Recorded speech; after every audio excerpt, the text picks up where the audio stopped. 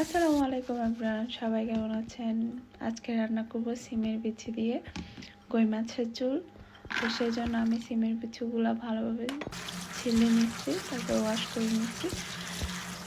আমার ভিডিও বানাতে খুবই ভালো লাগে নর্মালি এভাবেই, কিন্তু ভিউয়ার্স যখন কমে যায়, রিচ যখন কমে যায়, তখন ভিডিও বানানোর যে উৎসাহটা ওটাও আসলে কমে যায়। এই জন্য আমি ইদানিং এসে ভিডিওতে একদম স্লো হয়ে গেছি।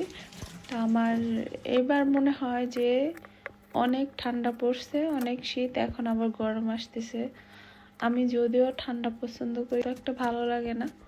আমার কাছে ঠান্ডার সিজনটাই অনেক মজার এবং ভালো লাগে, এই ঠান্ডার সিজনটা।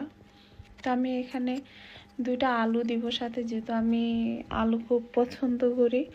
তো আমার মনে হয়েছে যে একটু আলু দিলে মনে হয় ভালো লাগবে, তো সেজন্য আমি আলু নিয়ে নিয়েছি। একটা রসুন, আমি যেহেতু একটাই রসুন সেজন্য আমি এটা একটু বেশি করে পানি দিয়ে ব্লেন্ড করে নিব।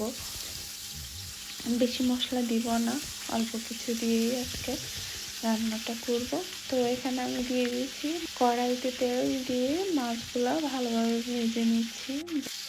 আসলে সত্যি কথা বলতে কি, আমি বাসায় একাই থাকি, তো বেশিরভাগ সময় যাদের ছোট্ট সংসার তারা খুব কম কম রান্নাই করে। তো আমার রান্নাটাও কিন্তু সেম, আমি কিন্তু খুবই কম রান্না করি। প্রতিদিন যদি আমার পাশে অনেক লোকজন থাকতো, এক একজনের খাবার চাহিদা এক এক রকম থাকতো, তখন তাদেরকে এক একজনকে এক এক রকম রান্না করে খাওয়াতে হতো। তা আমার বেশিরভাগ সময় দেখা গেছে যে আমি একটা রান্না করলেই আমার হয়ে যায়। তেল দিয়ে দিয়েছি, পেঁয়াজ দিয়ে দিয়েছি, পেঁয়াজের সাথে পেঁয়াজগুলো যখন একটু বাদামি রঙ হয়ে আসে, তখন আমি একটু জিরা গুঁড়া, একটু ধনিয়া গুঁড়া, একটু রসুন বাটা, আর তারপর সাথে লবণ, মরিচ, হলুদ সবগুলো আমি দিয়ে ভালোভাবে মশলাটাকে কষিয়ে তারপরে আমি একটু পানি দিয়ে ঢাকনা দিয়ে অনেকক্ষণ রেখে দিই। আমি জানি আপনারাও সবাই মনে হয় এভাবেই রান্না করেন। আমি অনেক আপুদের ভিডিও দেখি, তাদের ভিডিও আমার কাছে খুবই ভালো লাগে, অনেক কিছু শেখারও আছে।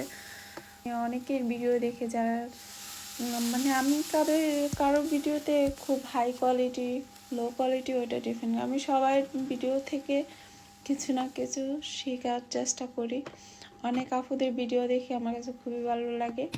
অনেক সময় আসলে সবার ভিডিওতে কমেন্ট করা হয় না, লাইক করা হয় না। আসলে কাজ করি, কাজ করে বাসায় আসি, তারপরে আবার ভিডিও করি, তারপর আবার সবার ভিডিও দেখি, কিন্তু ওই কমেন্টটা করতে গেলে দেখা গেছে যে আমার এরকম চিন্তা আসে যে কী কমেন্ট করব। আমি যথেষ্ট সুন্দর সুন্দর চিন্তা করি কিন্তু ওইভাবে আমি আসলে কমেন্ট করতে পারি না। আমি দেখা গেছে যে আমার ফেসবুকে যে ক্যাপশন দিতে যাই, তাও আমি ভালো করে দিতে পারি না। ক্যাপশনগুলো কী দিব এটা ভাইবে, কিন্তু দেওয়া হয় না। যাই হোক, তারপর আমি মশলাগুলো ভালোভাবে কষিয়ে দিয়ে দিয়েছি আলু, সেই সিমের বিচিগুলো, ওগুলো আমি ঢাকনা দিয়ে প্রায় অনেকক্ষণ কষিয়ে তারপরে আমি ঢাকনাটা উঠিয়ে আবার একটু চেক করে দেখি যে কষানোটা ঠিকঠাক মতো হয়েছে কিনা। তারপরে দিয়ে দিই পানি দেওয়ার পরে আমি কই মাছগুলো দিয়ে ভালোভাবে একটু কষিয়ে নিই। আমি আর ধনিয়া পাতা দিলাম না, কারণ ধনিয়া পাতাটা আমার কাছে আজকে ছিল না। তো যাই হোক, আজকে এ পর্যন্ত। আল্লাহ হাফেজ।